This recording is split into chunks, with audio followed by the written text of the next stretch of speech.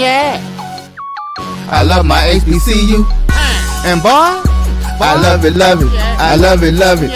I love my HBCU. And man, I hope my team they won one. Yeah. I hope my team they won one. Yeah. Man. I hope my team they won one. I hope my team they won one. Yeah. I tune into the HBCU Sports Lab to see if my team won or lost.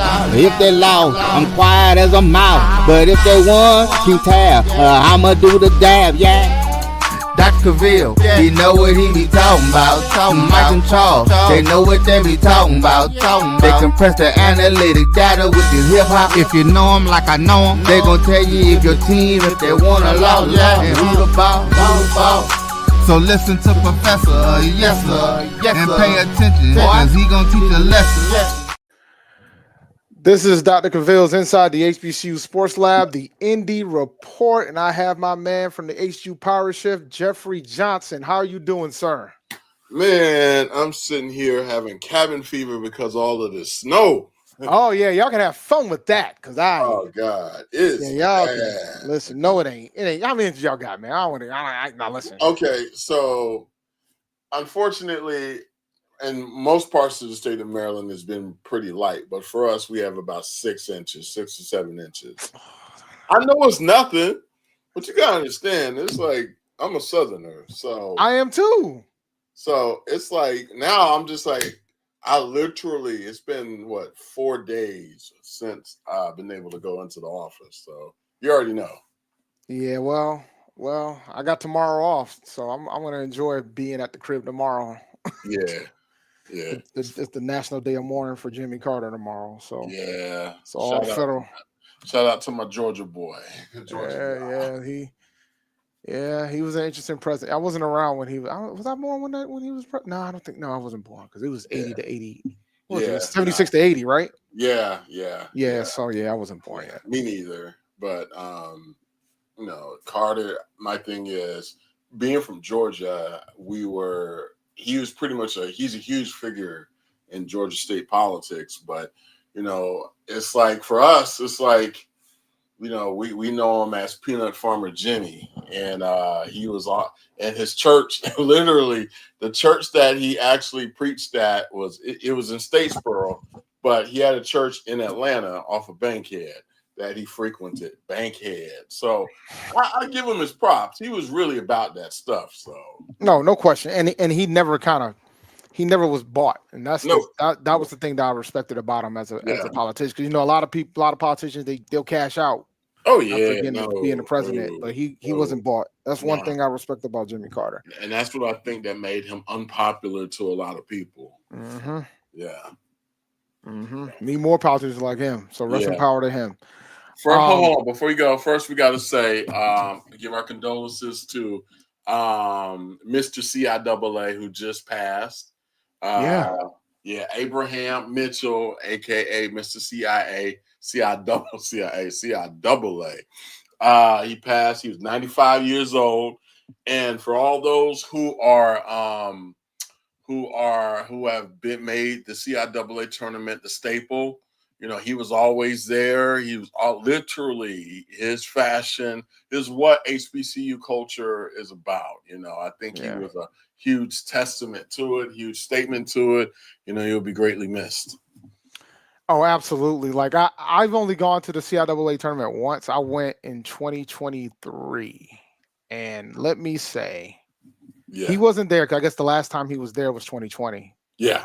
However, the CIAA tournament is Black culture at its finest. Yeah. I know that was they moved to Baltimore. Yeah. Still phenomenal. More folk, and it was pretty good crowds at the games throughout the entire tournament, which was very commendable from that standpoint. He will be missed. Like, we always have the discussions about these tournaments and passing the torch. Mm-hmm. And that's very important from that aspect, particularly when it comes to the traditions of these Black college tournaments. Because the CIAA tournament is one of the biggest basketball tournaments. Period. Not just Division II. Yeah. Period. And what I love about it is it's still purely basketball. I mean, it does. I loved it when it moved out of Charlotte because I kind of felt like that Charlotte was taken away from more of the tournament. It was all about the events outside. So, I do like it in Baltimore because you don't really want to hang out too tough around West Side Baltimore. So I mean, I stayed near. I was like walking distance from the arena. Yeah. Where the hotel was at. So I was cool. I enjoyed it, man. I kind of had a blast. The when I YNs went out there, man. So just be careful. Yeah, I ain't had no issues. But let me go ahead and run through the intro. Welcome to episode 610 of Inside the HBCU Sports Lab radio show and podcast, the show that's covering the sporting HBCU diaspora, all things HBCU sports for institutions large and small, from the NAIA to the NCAA. We share insights and information on the HBCU sports culture and HBCU athletic aesthetics to facilitate the story of HBCU athletic programs and the business of HBCU sports. I'm your host, I'm about to call myself Dr. Cavil. I'm your host, David Rhodes, alongside Jeffery Johnson. And hopefully we might get Brandon King later. We're going to see. Stay tuned. Hey, well, hold on. Them twins, and for those who know, me and my wife are expecting two, and it's twins. So God bless you, bro. Yeah, so everything that me and Brandon discuss, I'm like, oh God, I'm about to walk into that buzzsaw. So oh yeah, man. Props to you. I'm done. I'm out of the children business. Yeah, I thought I was too until I heard like, hey, I'm not feeling too good. What you mean? I'm not feeling too good. Twins. Yo, come on now.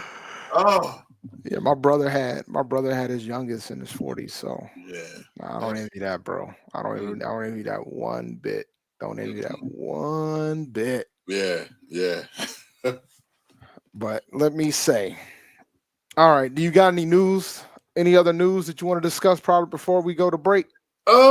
No, I figured we give, Mr. CIAA, his props, but outside of that, no, we're good.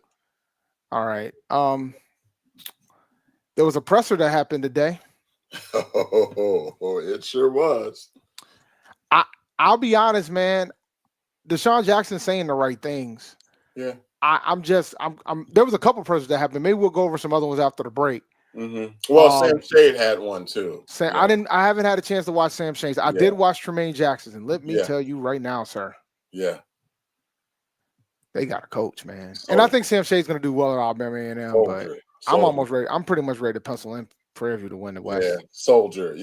Like you saw the temperament, and it was like, okay. Oh yeah, now he and the thing is, Prairie View is perfect for him because they tend to play a tough out of conference schedule. So that is like when you want to talk about a perfect fit. And facilities too. Yeah, got the facilities. Yeah. Perfect fit for him. Perfect fit. The way that they schedule their games out of conference. Yeah.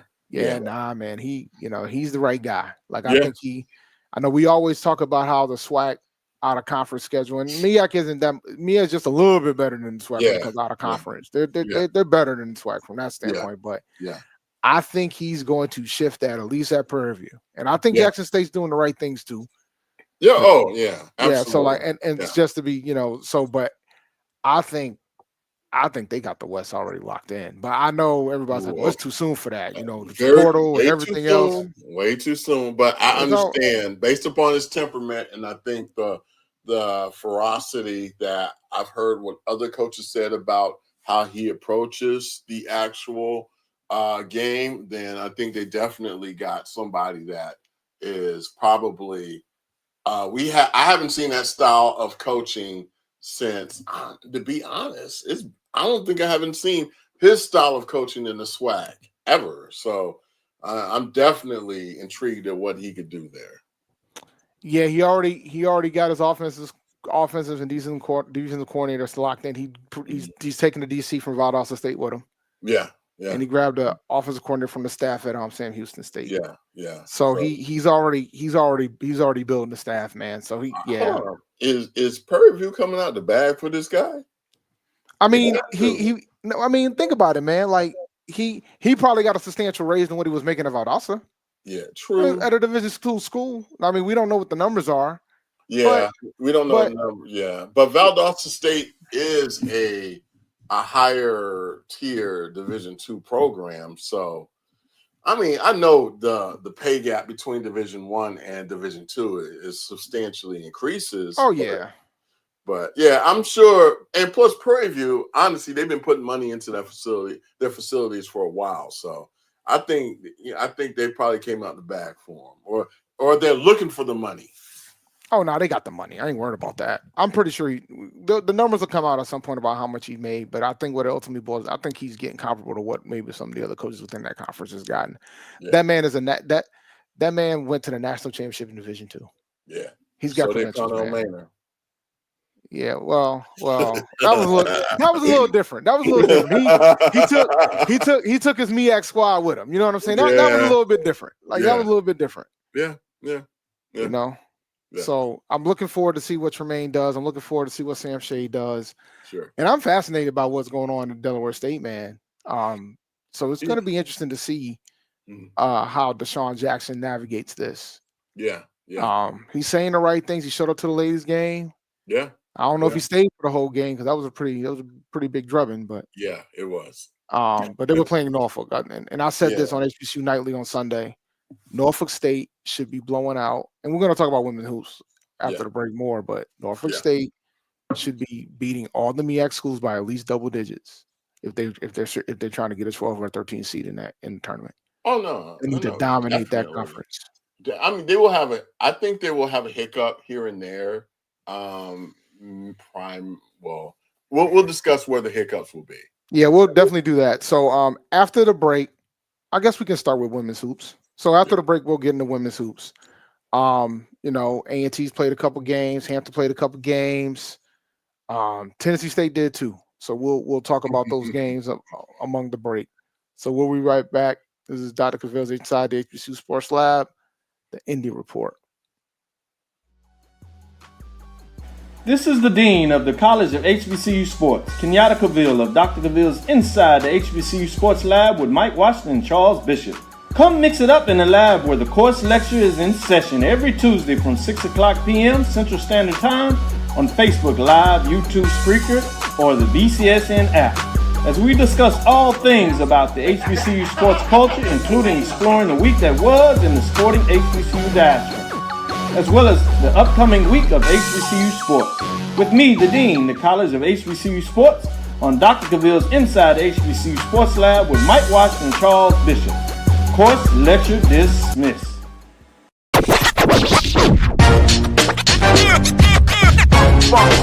It's like a loop machine. All around town, trying to get down.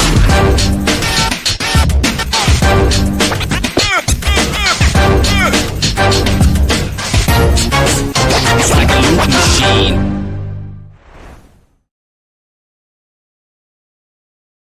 You're looking for the latest information on Southern University sports, the Southwestern Athletic Conference, and HBCU athletics. There's only one place to go. Tune in to the Carlos Brown Show, exclusively on the Black College Sports Network. Looking for the ultimate cultural experience of 2025? The Zora Outdoor Festival of the Arts is where you need to be. From January 31st to February 2nd, Eatonville, Florida will come alive with incredible live performances from the Levert Experience and the Bar Cave. Immerse yourself in interactive art. Shop from over 80 vendors. Take a journey through history with a new virtual tour app. And enjoy family-friendly STEM activities. Plus, don't miss the unforgettable R&B tribute to the legends, honoring talents such as Whitney Houston, Marvin Gaye, and Luther Vandross. This is more than a festival. It's a celebration of Eatonville's rich cultural heritage. Visit zorafestival.org for tickets. Compress the analytic data with your hip-hop. If you know them like I know them, they gon' tell you if your team, if they want a law, and who the ball. So listen to Professor, yes sir, and pay attention, cause he gonna teach a lesson. Welcome back to Dr. Cavil's Inside the HBCU Sports Lab, the Indy Report. We'll start with Tennessee State, man. They're They having it rough right now, and I know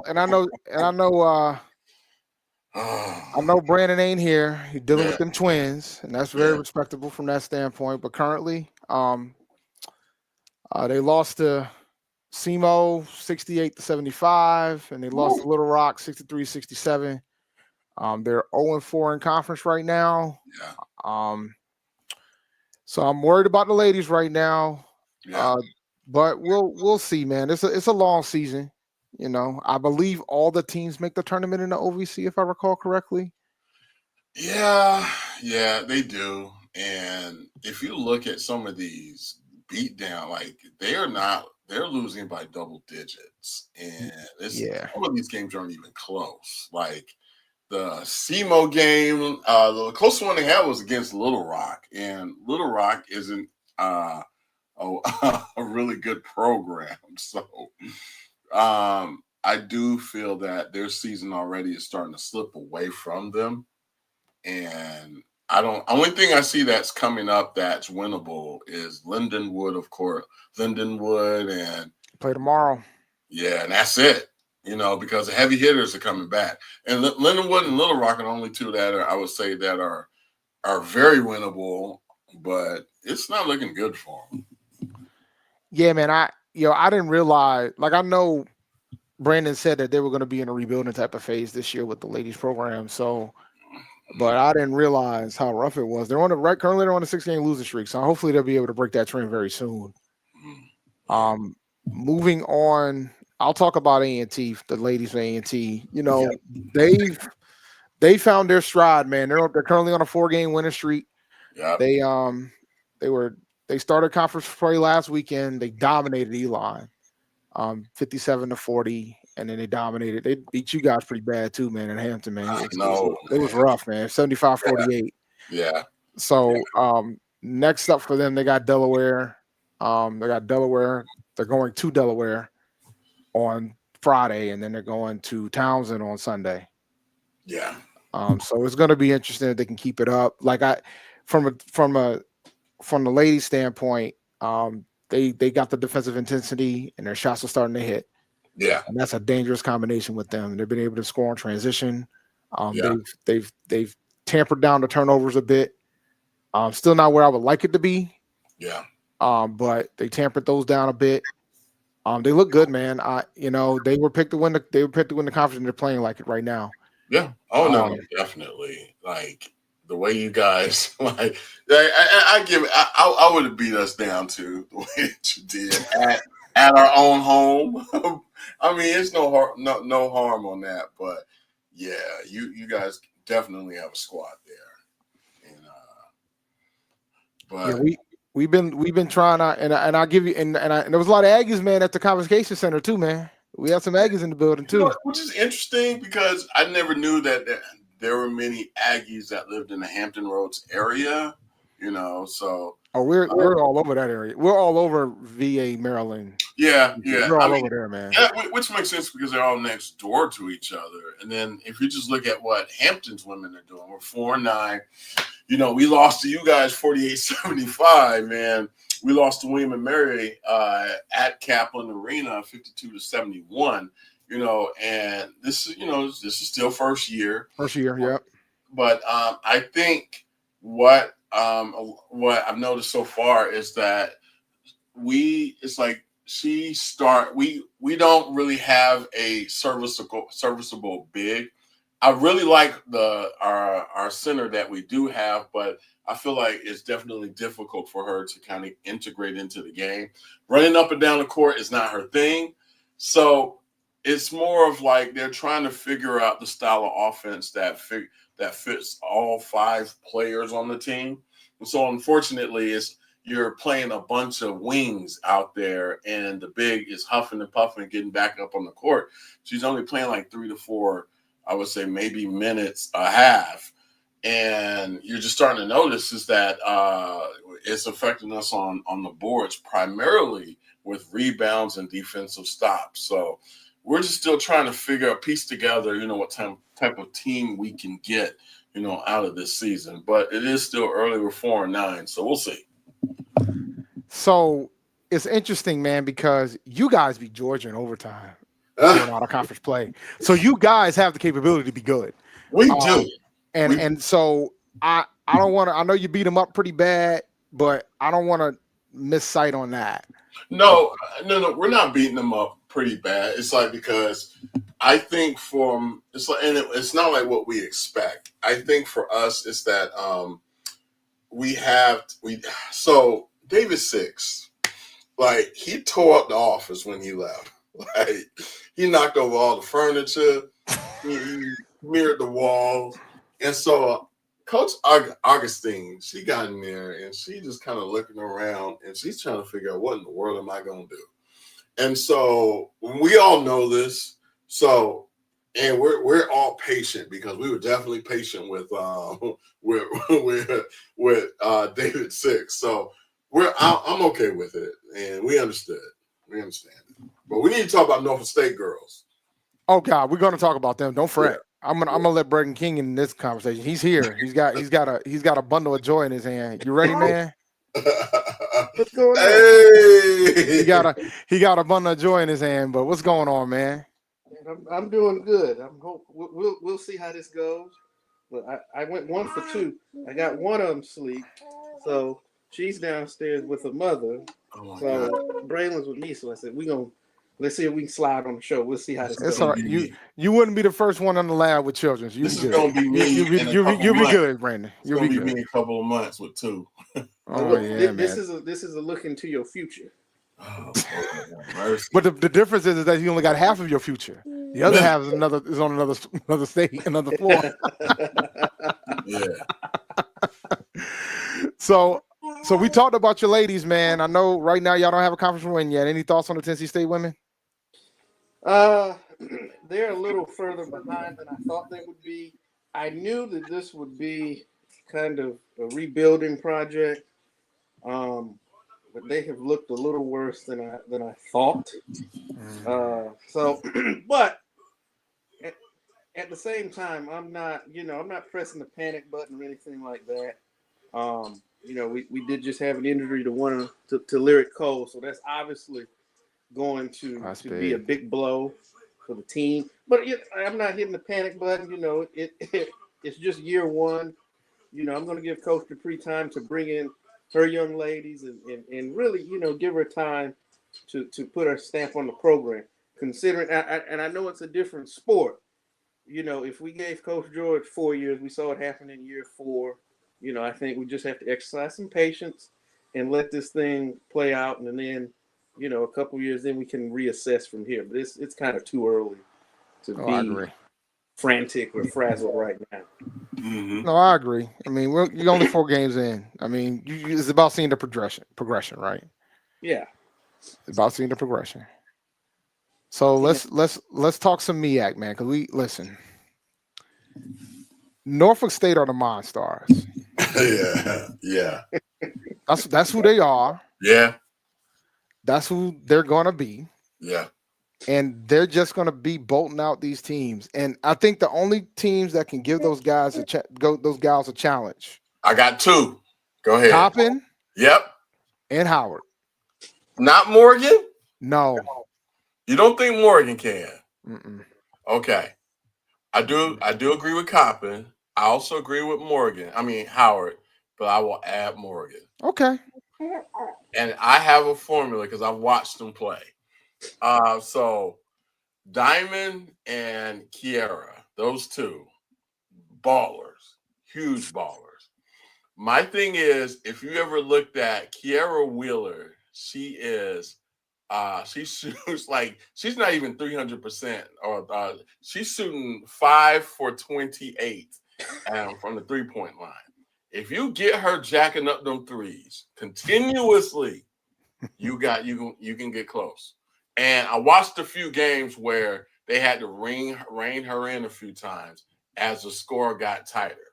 So if any coaches listening, please do this, because she loves to just sit by that corner shot or the top of the key. Those are her 2 spots. Just let her shoot it. She barely. You're saying that she only got 5 so far, But yeah, so that's my whole thing with her. Now Diamond, ain't nobody gonna stop her. Nah. Nah. Ain't nobody gonna stop her. So you saying they need to play the Josh Smith defense on her? Oh yeah, look, go ahead. You got it. Go ahead. Hey, give back to her. Give back to her. Why y'all pass it to her? No, but I'm gonna tell you this though. Whenever she's driving in the lane, oh, she's buckets. It's like when she starts feeling herself and get out on that corner, or she get out that top of the key. That's what it's like. Why? But that's my thing. I think Coppin State has enough to beat them. We're gonna find out very soon. You want to know why? Why? They play Saturday. Yep. At Norfolk. They play Saturday, so we're gonna find out real fast. We gonna know real quick. I just don't think Coppin's, and it's gonna be on ESPN Plus. They're just not a good road team. If they play Coppin's winning. They playing at Morgan is winning. Howard may be, but yeah, they got the next two games. They got Coppin in Norfolk, and then they got Morgan State in Morgan. So we about to find out. Yeah, because if those ladies run Coppin out the gym, it's gonna be curtains. They can do that at home, but they're not doing it in Baltimore though. Okay, we're gonna see. So yeah, definitely that. You know, I'm looking at their schedule, man. Here's their schedule. They got Norfolk has Coppin at home. They got Morgan on the road. Then they playing Virginia University of Lynchburg and Norfolk. Okay, why is everybody still booking these people, man? I don't know. It ain't my call. It's Youth Day, Youth Cheer Battle, and NSU Unity Cheer. Please. Then they play Howard on January 25th. Yeah. You know, so like, you know, I feel like, and that pretty much covers the rest of January for Norfolk State. Yeah. And I feel like if they dominate like I expect them to, it's gonna be right.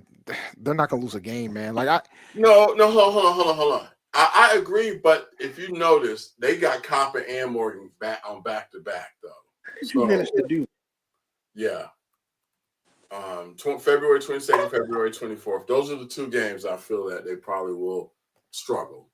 Okay, we're gonna see, man. Yeah, they do the swap. Yeah, because they still do they do the double header still. So yeah. They do the double headers. Do you think anybody can take down Norfolk, man? You think somebody's gonna pull an upset on Norfolk, Brandon?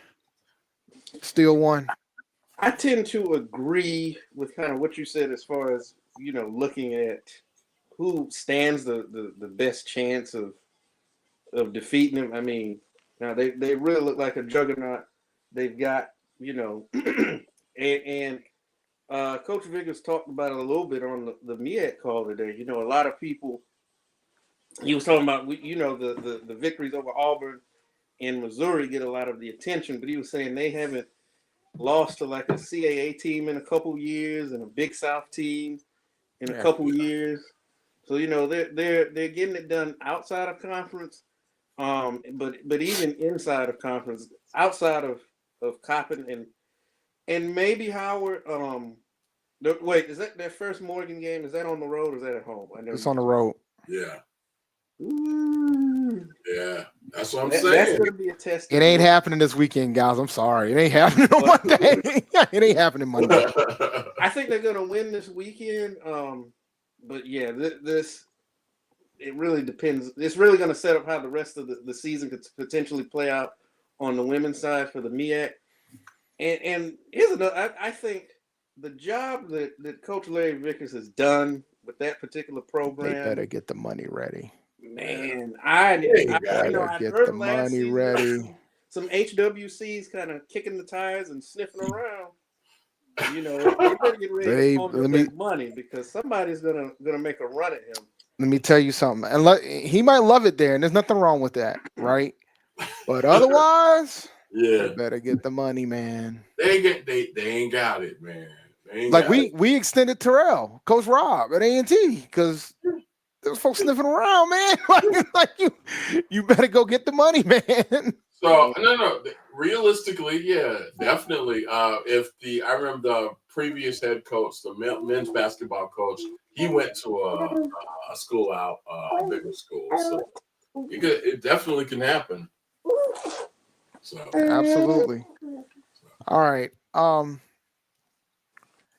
The SWAC is interesting. I think Alabama A&M is probably the best team right now on the SWAC side. I don't think there's a few other competitors there, but I think this is the Alabama A&M show. Is this where Coach Prime's daughter went to? Yes. Yeah. Okay. Yeah. Yeah. She ran back to the Well, that's where she wanted to go, man. That's where she wanted to be. She didn't want to leave Jackson, from what I understand. So. But she was the one who was talking about, oh yeah, they were shooting on campus and they were killing people. No, that wasn't her. Oh, okay. That wasn't her. But we're about to hit this break. When we come back, we're gonna talk about men's basketball within the CAA, the OVC, and we'll talk a little bit of MEAC too. Yeah. So we'll be back right after this break. This is Brian Fulford. AD Drew and I are co-hosts of the BCSN Sports Wrap. We talk about all things related to HBCU athletics. From the games, teams, coaches, and fan interest stories, we cover it all. You can find our shows on Facebook at BCSN Sports Wrap, YouTube at MyJBN Online, and everywhere you listen to podcasts like Anchor, Spotify, Google, and Apple Podcasts. You can also find the show on the Jericho Broadcast Network's app. Make sure to download. We look forward to you joining the conversation and being a part of the show. Looking for the ultimate cultural experience of 2025? The Zora Outdoor Festival of the Arts is where you need to be. From January 31st to February 2nd, Eatonville, Florida will come alive with incredible live performances from the Levert Experience and the Bar Cave. Immerse yourself in interactive art. Shop from over 80 vendors. Take a journey through history with a new virtual tour app. And enjoy family-friendly STEM activities. Plus, don't miss the unforgettable R&B tribute to the legends, honoring talents such as Whitney Houston, Marvin Gaye, and Luther Vandross. This is more than a festival. It's a celebration of Eatonville's rich cultural heritage. Visit zorafestival.org for tickets.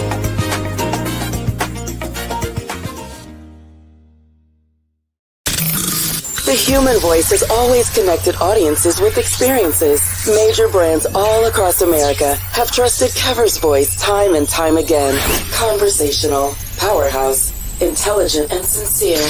That's the voice you need for your creative marketing process. KEAVERSVOICE.com. Kever's Voice, Kever's Voice, KeversVoice.com. Always on, all the time. Hey y'all, it's your girl Sonia from She Say Sports. Make sure to check us out every Friday morning at 9 a.m. on Black College Sports Network, YouTube, and Linktree. And please don't forget to subscribe to our YouTube page. Compress the analytic data with your hip hop. If you know them like I know them, they gon' tell you if your team, if they wanna lose, and who the ball. So listen to Professor, yes sir, and pay attention, cause he gon' teach a lesson. Welcome back to Dr. Cavill's Inside HBCU Sports Lab, the Indy Report. I got my guy Jeff Johnson and Brandon King with the youngin. All right, so the men, I'll start with A&T. We haven't won a conference game yet. Although I will say, for those who complain about their conference referees, I will take the CAA and W, ladies and gentlemen. Yeah. Look, man, they had me questioning what a shot clock violation was when I was watching that Drexel game. Yeah. Like I'm watching it, and we play good defense, and my man shot the ball, flew it in the air, did not hit a rim, hit the backboard, but not a rim. Yeah. Buzzer didn't go off. That's probably on us because we were at home, right? But the refs supposed to be paying attention. He caught a shot clock violation to let them get the offensive board. We were like, I was stunned. And they ended up hitting the three after that. So I was furious. Yep. So, but yeah, we we didn't look too hot against Elon or Drexel for that matter. We're missing the bigs, man. Like we primarily are based off our guard play, and we got some pretty good guards with Glasper and Forrest and Lamont. So we got some phenomenal and Cam Shell. We got some phenomenal guards, but we got to get some big men. Like we got our forwards playing centers, like, you know, and Cheetah Kuz is doing the best that he can. Hold on, but he's a big guy. He's like 6'9". Oh yeah, so he's more of like a running, he's more of a forward than a 5. Yeah, like 4, yeah, okay, yeah. Probably better at 3, but you know. Yeah, I know. I definitely agree. I understand. Like for us, like, you know, we started off hot. Now, you know, we kind of cooled a little bit. We lost the last 2 against Charleston and Elon.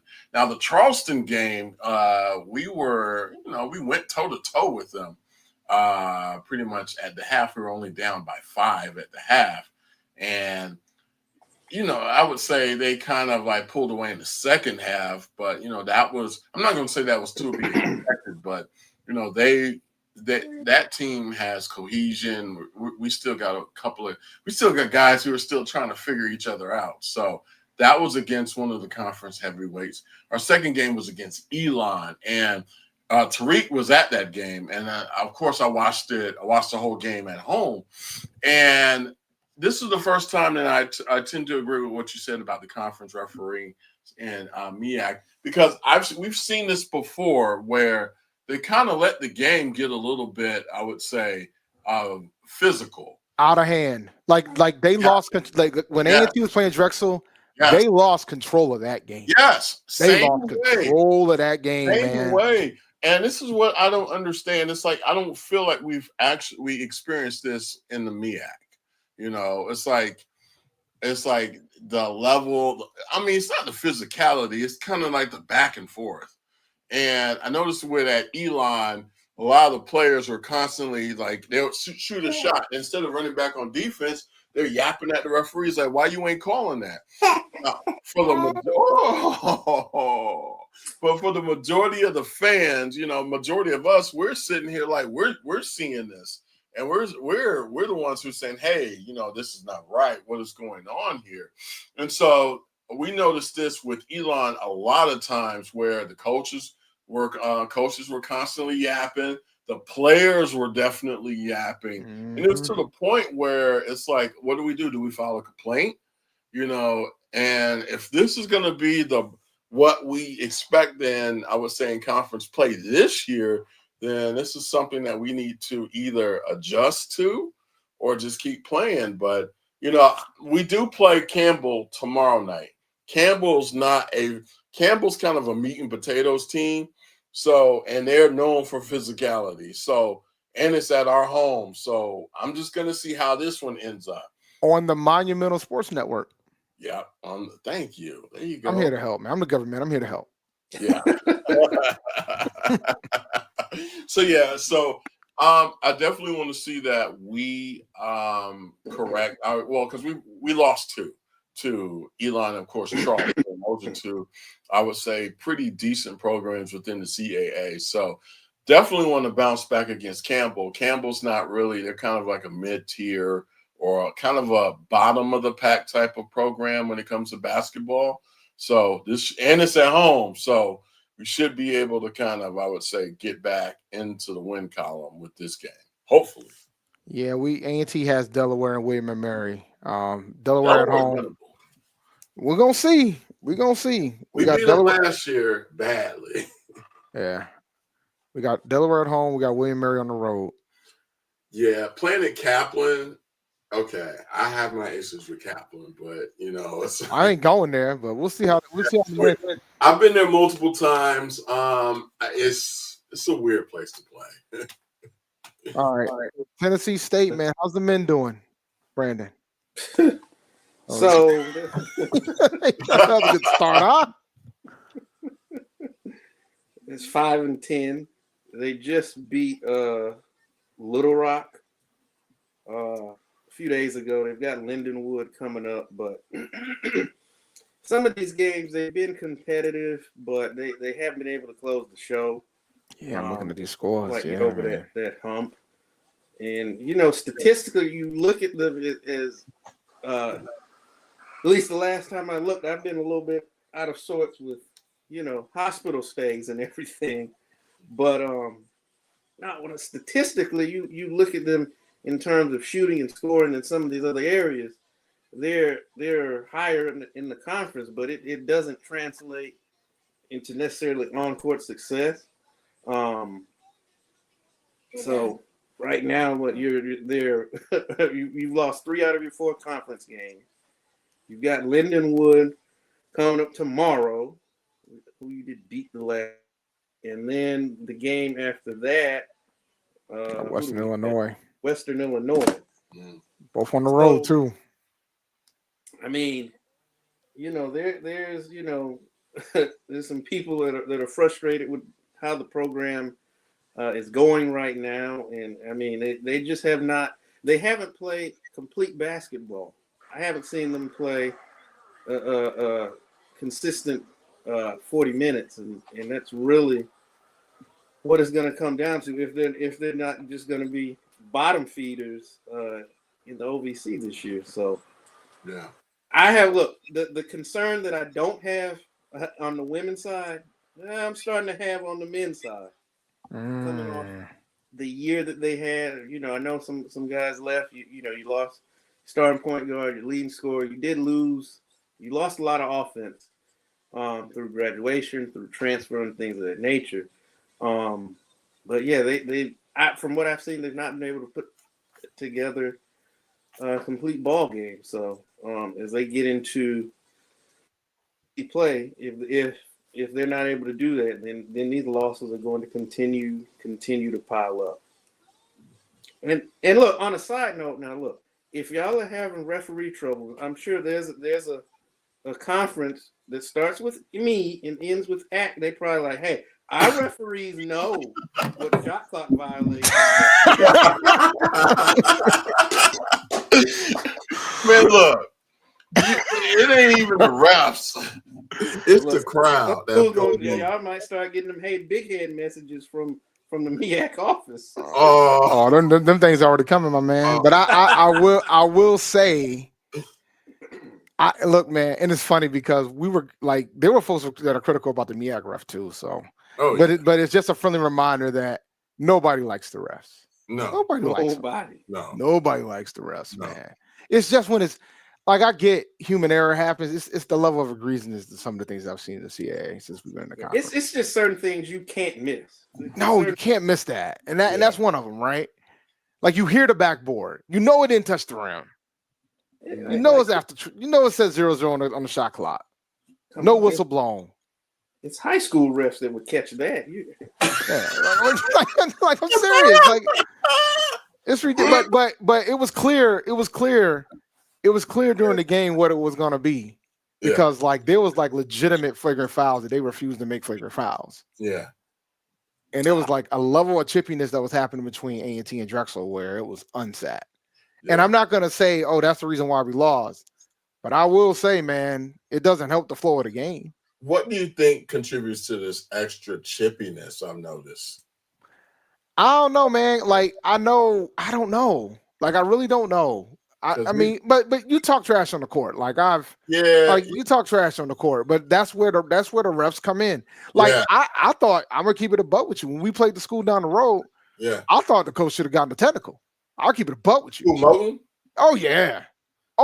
There was moments in that game where I felt like he was going at the ref, and I'm like, you gonna call this T or not? I was like, are you gonna call this T or not? Like, it was getting ridiculous. Real talk, and I was at the game. It was getting ridiculous. A lot of refs swallow their whistle on mowing. They've been swallowing that whistle for years on him. So no, that's a good segue. Then they ain't swallowing that much in the MEAC because that school's 0-2 in the conference right now. They lost a tough one to Morgan State. Yeah. And then they lost to Coppin too, if I remember correctly. It's just a down year for that program. Yeah. He was because he was talking about that basically his team is, they don't have an identity right now. Yeah.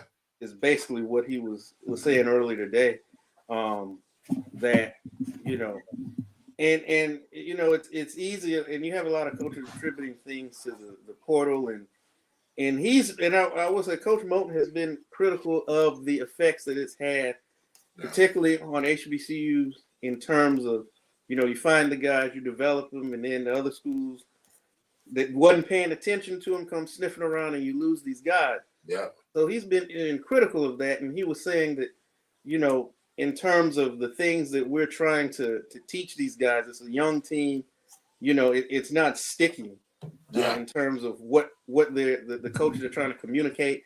And so he was basically saying, we as coaches need to sit down and evaluate how we're trying to coach these guys and to figure out, you know, what exactly is the basically the disconnect. And I'm paraphrasing, of course, but that's essentially what he was saying. But yeah, it was surprising for them to kind of have the start that they had. Yeah. Yeah, I will say this. Like, I thought by the time they got to Aggie Eagle, I thought that they were finding their way and they were finding their rhythm, and then A&T beat the brakes off of them. And after that happened, they went 0-2 in conference play, because they were struggling at the beginning of out of conference play. Yeah. But then they started picking it up coming into Aggie Eagle. So you know, so it's kind of interesting to see. You know, on HBCU Nightly, we would try to discuss it, and because we do have two Eagles on the show. One's the host, and you know, he was saying that, you know, they just ain't, just like you said, they're not in sync, or they don't have the guys to do what Moulton wants to do. Gotcha. To play the way that Moulton wants them to play. Yeah. And the other Eagles, like, it's like, I'm not shocked losing these games. We'll see. Yeah, I'm like, wow, you're not shocked losing to more, like, and even after the Morgan loss yesterday, still not shocked. I'm like, wow. So who y'all gonna beat? Yeah, like South Carolina State looks good. Yeah, but that always tapers off, though. Well, we're gonna see. They look good, man. They look good. Howard's gonna be good. Now Howard's getting healthy. Yeah, they're gonna get dangerous once they get healthy. Yeah, I'm glad we called them when we called them. So. Yeah, and Norfolk's still the talk of the town. So Norfolk is the king. Norfolk, as long as Jones and Vickers are there, I mean, nobody's gonna beat those two. I mean, Howard might give him some fits. We'll see. If Howard gets healthy, we'll see. Yeah. And South Carolina State is like a bunch of Bulldogs trying to convince me before basketball season started South Carolina State was going to be legit. And I got to eat a little bit. I got to eat a little bit of crow, man. They look good so far, man. They still playing in that banquet hall. They ain't gonna do nothing, man. We're gonna see. We're gonna see. Don't let the Bulldogs come after you, man. I know the HU Power Ship Twitter handle's gone, but I know you still out here in the Elon street. So don't be out here. Be gentle out here, man. All right, man. Any last thoughts before I do the outro? I think this is a good time to close it. No, we're good. I'll just say again, rest in peace to rest in power, Mr. CIAA. Yes, sir. Yeah. You know, he's like, CIAA goes back in my family probably since the 1940s. So, yeah, so he's been a staple and we appreciate him. All right, what about you, Brandon? No, I'm just, I know we've talked a lot of basketball, you know, football obviously got a lot of the attention with some of the celebrity hires that have been made. So we really didn't talk too much about it though, but we didn't. But if you want, I can take a quick short break. We can come back. We can talk about some of these hires, then we can close out. Do the last final five. Do a quick break. Yeah, we can get into it by 5 minutes. That's cool. Yeah. Let me go get this third break in, so Dr. will be thrilled. We'll be right back right after this break. Morehouse College and Tuskegee University men's basketball teams were selected to compete in the 2025 NBA HBCU Classic presented by AT&T. The fourth annual NBA HBCU Classic will be played in the Bay Area as part of NBA All-Star 2025 and will once again celebrate the rich traditions, on-court athleticism, and commitment to excellence of the HBCU community. For tickets, visit NBA.com/All-Star. Compress the analytic data with your hip hop. If you know them like I know them, they gon' tell you if your team, if they wanna lose, and who the ball. So listen to Professor, yes sir, and pay attention, cause he gon' teach a lesson. Welcome back to Dr. Cavill's Inside the HBCU Sports Lab, the Indy Report. All right, like we discussed prior to the open, before you got here, Brandon, man, I watched Deshaun Jackson's presser and I watched Tremaine Jackson's pressure, and you want to talk about, and I thought Deshaun Jackson did a pretty good job considering, right? And his suit is his suit, and I ain't talking about his suit, but that man came fresh out of Easter that day. It's fresh out of K&G. Yeah, man, that's but the colors the colors were right, so you can't be mad at it. So what are your thoughts about the Deshaun Jackson experience down at Delaware State? I said I was actually surprised when it was announced. Because like I said, I could run in the wrong circles, but to me it was a name that caught me off guard because I hadn't really heard much about him in terms of coaching or really connected to any jobs, even shown a coach. But nonetheless, when you're Delaware State and you're trying to get the stink of that ridiculous Milstead firing off of you. You got to try something, and at least you are winning. The public, the attention battle, because right now more people are talking about Delaware State football than I can tell you when. So if nothing else, it's getting you that. And I think really he's going to be able to get some guys in there. Yeah. Oh yeah. If nothing else off name, and from what I've heard, he's got some connections. So he may be able to actually get in there and do a good job. And like I said, I really hope he does. Because I want to see these guys succeed, because ultimately anything that can happen to lift up, be it MEAC or SWAC, CIAA, SIAC, Independents as a whole or individually, I'm for it. So I'm definitely supporting and rooting for him. No, I definitely agree with you on that one. I think that was pretty much the mission of what these HBCUs are. It's like Deshaun Jackson ain't getting hired over at William & Mary. They're not bringing him in over They're not going to give him a time. They're not giving him a shot by any stretch of the imagination right now. Not to be a head coach. Not at Stony Brook. None of those places. But it's like we understand them. That's our guy. We get it. I was shocked because I thought he was on that podcast circuit for a minute. Every time I saw him, he was talking about he was on podcasts. So I was pretty shocked. But his press conference was pretty good. He said all the key words, all the things that brings I would say that recruits want to hear. My concern is Delaware State, not Deshaun Jackson. Can they figure it out, whatever, to give him whatever he needs to be successful there? And that is my concern. But I do agree. The MEAC and Delaware State and Norfolk State, but this is going to be it's going to be must-see TV. Oh, yeah. Definitely must-see TV. And hopefully this will give some momentum for Delaware State to, either improve their facilities or improve their product, because their product's been pretty putrid since the Al Levon days. That's the only time that they've actually been pretty good since Al Levon, rest in peace. So yeah. It's going to be fascinating when you watch how Vic and Jackson do at their respective programs. Yeah. And look, man, I want to see what Tremaine Jackson does at Prairie View, man. I really do. Yeah. I look, man, I watched that presser, man. I already knew he was impressive because I've seen Valdosta State play. Yeah. I'm a fan. Yeah. Yeah. It's like, I think that's a different level of coaching that the SWAC has seen, that type of guy. You know, they've had legends, but I kind of felt like that Jackson brings in a different type of tenor. So I'm excited to see what Prairie View can do to match what he can bring to the table. Yeah, I said I missed his introductory, but I caught when he was on Dr. Cavil show and they did the interview with him and listening to him.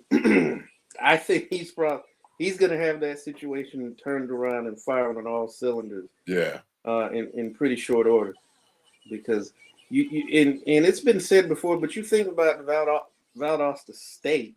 Yeah. And you know they're pretty. You know, for them to the history that they have, and they decided to bring a brother in to keep this thing rolling, and he did. Yeah. Considering how serious they are about football down there, it kind of speaks for itself. Yeah. And you know, you heard his name, you know, banning about, you know, potentially this job and that job, but I think for Prairie View to get him, that's a grand slam hire. It absolutely knocked it out of the park. In Prairie View, of all places. Yeah. But they got the facilities, man. So, like, you can attract a good coach with those facilities they have. Yeah. Yeah. No, I totally agree. He's not going to Mississippi Valley State, but, you know, he went to Prairie View. Good. Well, right now, nobody's going to Mississippi Valley State. They still don't have a coach. I mean, so, yeah. I mean, maybe an NFL player take the job. No, no. Trey Boston could take the job. Valley State needs to seriously think about Division II. No, you know what? I'm not getting in that discussion. I got beat up on Twitter last week over that discussion. I am not getting in that discussion. Are they just going to be the perpetual Vanderbilts or the doormats of the SWAC? So, I mean, they the squad that's going to clip somebody every year. Yeah, they clip somebody. This year was FAMU. Next year they're going to clip somebody else. That is what Valley is. Yeah. They're going to clip somebody. They're going to ruin somebody's chances. Yeah, okay. That's what they're going to do. That's what they're going to do. I think Valley, I mean, coaching thing aside, when they let Hakeem McClellan walk out of the door, I said, oh, yeah, they're in trouble. Who is in charge of the leadership down there? They can't notice what talent looks like. That's what. Well, he went to Jackson, right? Yeah. Yeah. So he left to go to Jackson. Yeah. So yeah. I mean, you know, you let that guy walk out of the door. Somebody from an athletic leadership standpoint. Yeah. If anybody could raise the level of that program, it would have been him. Yeah. Considering, you know, the tree that he comes from, but you know, he's back in the fold at Jackson State. Back where you want to be. It's a precursor to something else coming down the pike for him because he is way too talented. Yeah. Not to be an athletic director somewhere else. Yeah. Prairie View winning the West, it's premature. But go ahead, let's finish up. Yeah, we're gonna close out the show. I already got them penciled in winning the West. Like I already stop. Listen, man. And I know we're gonna go over, and I'm fine with it. But for me, it ultimately boils down to this. I don't think the West as a division is that strong. I agree. So when I think about who could win that conference, I'm gonna defer to coaching at this point. And there ain't no better coach in that conference than him.